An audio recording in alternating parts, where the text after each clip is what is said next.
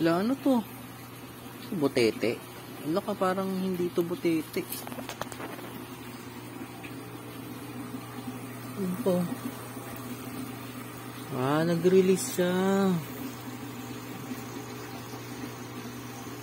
Buti na lang nag-release siya. Buntis ka pala. Akala ko hindi ka buntis. Napansin niyo itong gapi na nahiwalay natin. Last 3 days ago. Ayun yung unang-unang gapi ko na ko ngayon, nahawak ko. Pero hindi pa siya na nanganganak. So, ngayon, nilipat ko siya dito sa malaking tub. Yan o.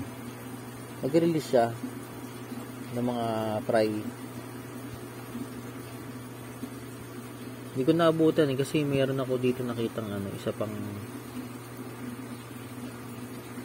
na fry na nirelease niya dahil dalawa. Kung mapapansin nyo itong nakahiwalay na to, yung tail nito pag naiilawan sa gabi nagbo-blue. Ang ganda niya, nagagandahan ako sa kanya, kaya gusto kong magkaroon ng ganitong na line para maparami natin, mapag-select tayo, mapagkaling. Tapos nilagyan na rin natin to ng half black pastel. Ito 3 yan eh, isang malaki, isang itong maliit, saka mayroon pang mid size eh. Nilagay ko dito yan eh. Ay ang mga anak niya.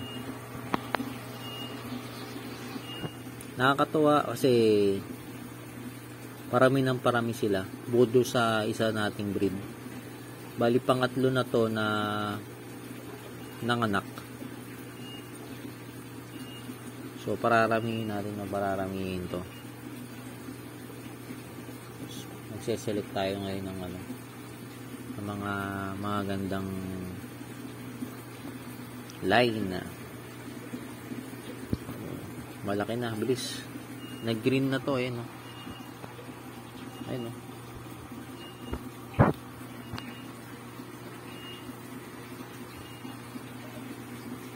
Ayun yung isa. Ito pa isa.